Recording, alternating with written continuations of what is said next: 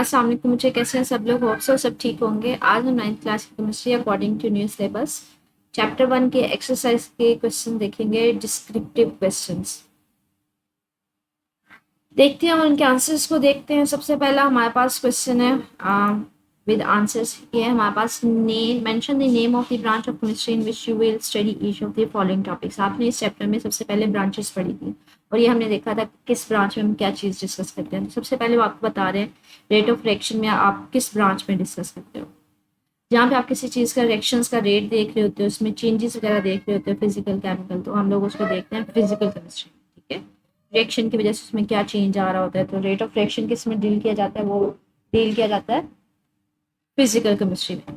Digestion of food in human body, इन जिक्र हो रहा है ह्यूमन बॉडी का, लिविंग ऑर्गेनिजम्स का, लेकिन डील तो हम केमिस्ट्री में कर रहे हैं तो इसको बायोकेमिस्ट्री बोलेंगे। बायो मीन जो लिविंग थिंग्स से रिलेटेड होती है, केमिस्ट्री जिसमें आप रिएक्शंस को डील करेंगे कि हमारे जिस्म में किस तरह से फूड हजम हो रही है, डाइजेशन उसकी किस तरह से हो रही है। प्रॉपर्टीज ऑफ प्लाज्मा, प्लाज्मा को हम डील कर रहे हैं तो ये भी फिजिकल केमिस्ट्री में आएगा। इकोसिस्टम हमारी इन्वायरमेंट से रिलेटेड है तो इन्वायरमेंटल केमिस्ट्री में आएगा। Reactions taking place during fireworks, बच्चे फायरवर्क्स में जो है ना वो सारी की सारी इनऑर्गेनिक होते हैं, मतलब जिसमें कार्बन यूजुअली कंसीडर नहीं होती। ठीक है, तो ये इनऑर्गेनिक केमिस्ट्री में आएगा। नेक्स्ट हमारे पास है measurement of the absorption of wavelength with the help of the ultraviolet spectrometer. आप किसी चीज़ की मेजरमेंट कर रहे हो, एनालाइज कर रहे हो, तो ये एनालिटिकल केमिस्ट्री में आएगा। नेक्स्ट क्वेश्चन है what are the allotropic forms, explain the allotropic forms of carbon and sulphur, how does coal differ from the diamond. Allotropic forms क्या होती है, ये हमने देखा था टॉपिक में। एलोट्रोपिक फॉर्म्स क्या होती है, मुझे ये आपने इसका टॉपिक में देखा हुआ है, एलोट्रोपिक फॉर्म्स ऑफ सब्सटेंस। ठीक है, कि हमारे पास हर एलिमेंट की या कंपाउंड जो है वो एक से ज़्यादा उसके स्ट्रक्चर फॉर्म्स हो सकते हैं जिनकी एक से ज़्यादा डिफरेंट आपस में फिजिकल और केमिकल प्रॉपर्टीज होंगी, वो डिफरेंट होगी। इसको नाम देते हैं एलोट्रोपिक फॉर्म्स का। और ये जो फिनोमिना एक से ज़्यादा स्ट्रक्चर्स के फॉर्म में जो पाई जाती हैं उसको एलोट्रोपिक बोलते हैं। कि मतलब किसी भी एलिमेंट के एक से ज़्यादा स्ट्रक्चर फॉर्म हो सकते हैं, दिखने में उनकी शेप्स वगैरह डिफरेंट हो सकते हैं। ये सिर्फ और सिर्फ क्यों होता है, क्योंकि एटम्स की अरेंजमेंट डिफरेंट होती है, नंबर ऑफ एटम्स कम ज़्यादा हो सकते हैं। तो ये एलोट्रोपिक फॉर्म्स है हमारे पास के एक से ज़्यादा शक्लों में पाया जाना, हमारे पास क्या होता है, एलोट्रोपी होता है।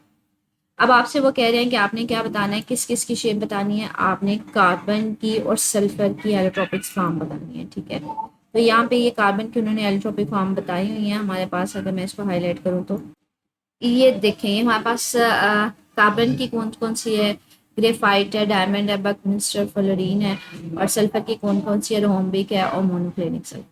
तो ये उसकी हमारे पास वो कह लें एलोट्रोपिक फॉर्म्स है कि कार्बन इस फॉर्म में भी पाया जाता है, इस फॉर्म में भी पाया जाता है, इस फॉर्म में भी पाया जाता है। तो ये डिफरेंट शेप्स हैं। ठीक है, जिनकी फिजिकल और केमिकल प्रॉपर्टीज दोनों डिफरेंट हो सकती है। तो एक से ज़्यादा शक्लों में पाया जाना बेसिकली हमारे पास क्या है, एलोट्रोपी। और सल्फर की भी ये डिफरेंट शेप्स हैं, ये इस फॉर्म में भी होता है, ये इस तरह से भी होता है। इसको रोम्बिक सल्फर कहते हैं, इसको मोनोक्लिनिक सल्फर कहते हैं। ये देखिए यहाँ पे मेंशन भी है कि जो कार्बन है वो एग्जिस्ट कर रहा होता है तीन मेन एलोट्रोपिक फॉर्म्स में। कौन कौन सी का, डायमंड, ग्रेफाइट और बकमिस्टर, फ्लोरीन में। और इसी तरह से ये सल्फर की बात की जा रही है, ये भी दो हमारे पास इसे एलोट्रोपिक फॉर्म्स होती हैं, रोम्बिक और मोनोक्लिनिक। ये आपको दिखाने में मैंने दिखा दिया कैसी नजर आ रही होती है कार्बन की और फ्लोरीन की। तो यहाँ पे यही बात कर रहे हैं कि अगर एक से ज्यादा वो शक्ल में पाया जाता है उसको एलोट्रोपिक कहते हैं। कार्बन की तीन होती है, डायमंड, ग्रेफाइट और बकमिस्टर, फ्लोरीन। और इसी तरह से सल्फर की भी दो हमारे पास शेप्स होती हैं। तो आप इसको यहाँ से करना चाह रहे हैं यहाँ से कर सकते हैं, वहां से करना चाह रहे हैं वहां से कर सकते हैं। आगे हमारे पास जो पोल है वो डिफर किस तरह से कर रहा है डायमंड से। तो ये डिफरेंस आपके पास कहते हैं जो पोल है वो मिक्सर होता है कार्बन का, हाइड्रोजन का, ऑक्सीजन और सल्फर में तीन चार एलिमेंट्स होते हैं। डायमंड में सिर्फ और सिर्फ कार्बन ही होता है। ये अमॉर्फस होता है, मतलब इसमें एटम्स की कोई अरेंजमेंट नहीं होती, कोई इधर होता है कोई उधर होता है। इसमें रेगुलर अरेंजमेंट होती है। ठीक है, क्रिस्टलाइन होती है। ये सॉफ्ट होता है, ये हार्ड होता है। ये यूजुअली किस कलर में होता है, ब्लैक या डार्क ब्राउन में होता है। और ये हमारे पास जो है हार्डेस्ट सब्सटेंस होता है। डायमंड वैसे कलरफुल शाइनी सभी नजर आ रहा है। नेक्स्ट है हमारे पास what are the super critical fluids. ये आपने अभी डिस्क्रिप्टिव क्वेश्चंस में भी देखा है हमारे पास।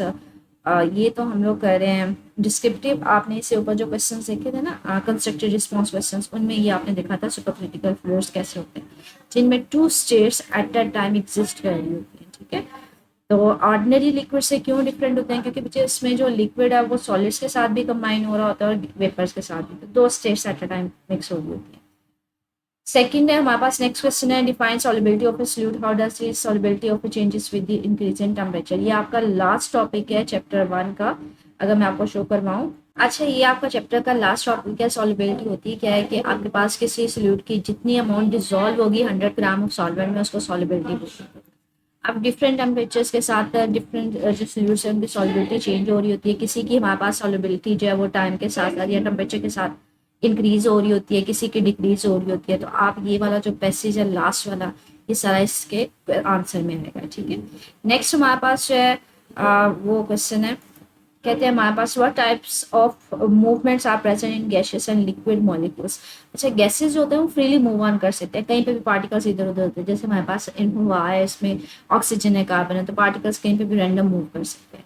लिक्विड्स है, लिक्विड जो है इनकी मूवमेंट हमारे पास कम होती है गैसेस की निस्बत, तो ये स्लाइड कर रहे होते हैं, एक जगह से दूसरी जगह बह रहे होते हैं। ठीक है, पास ओवर ईच अदर, एक दूसरे के ऊपर स्लाइड कर रहे होते हैं, फ्लो कर रहे होते हैं, मतलब बह रहे होते हैं। पानी है वो भी बहेगा, लिक्विड है, कोई सा भी शहद है, हनी है, कुछ भी है। ठीक है, नेक्स्ट है differentiate between the areas which are study under inorganic and organic chemistry. Inorganic होता है जिसमें कार्बन बॉन्ड नहीं होगा, ऑर्गेनिक होगा जिसमें कार्बन बॉन्ड होगा, या कार्बन ऐसे एलिमेंट जिनको आप जिनमें कार्बन होगा उनको स्टडी करेंगे। तो यहाँ पे ये कह रहे हैं ऑर्गेनिक केमिस्ट्री वो है जिनमें कार्बन कंटेनिंग बॉन्ड्स होते हैं, इनऑर्गेनिक जिनमें कार्बन नहीं होता, विदाउट कार्बन। ठीक है, अच्छा, इसी एक्सरसाइज के आगे इन्वेस्टिगेटिव क्वेश्चंस हैं। ठीक है, इनको आपने बताना है क्वेश्चंस और इनके आंसर्स भी गिवन है। कहते हैं आपने सबसे पहले क्या करना है, क्वेश्चन है preparation of solutions leads to an important process in chemistry which enables us to purify a compound through crystallization। आप कोई ऐसा solution बनाओ जिसको बाद में आप क्रिस्टलाइजेशन के थ्रू अलहदा कर सको, प्योरीफाई कर सको, बाद में उसको अलहदा कर सको। Describe a process in which potassium nitrate is purified by crystals in water. कि फॉर एग्जांपल आपको कहते हैं सोल्यूशन कोई बनाओ NaCl को, सॉरी पोटेशियम नाइट्रेट का, KNO3 का, और उसके बाद में क्रिस्टलाइजेशन करो, मतलब उसको बाद में दोबारा से प्योरीफाई करो। कहते हैं सबसे पहले सोल्यूशन कैसे बनेगा, आप क्या करो, KNO3 लो, पोटेशियम नाइट्रेट लो, पानी में उसको हल करो, इतना हल करो कि आपके पास सैचुरेटेड सोल्यूशन हो जाए। मतलब सैचुरेटेड सोल्यूशन का मतलब है आप मजीद उसमें किसी किस्म का सोल्यूशन ऐड ना हो सके, तो वो हमारे पास सोल्यूशन बन जाए उसका। मजीद NO3 की NO3 जब ऐड ना हो रहा हो तो हम कहते हैं वो सैचुरेटेड सोल्यूशन है। अब मजीद हल नहीं हो तो वो आप सबसे पहले सोल्यूशन बनाओ, फिर क्या करो, फिल्टर करो सोल्यूशन को टू मूव इम्प्योरिटीज, या उसको फिल्टर आउट कर लो।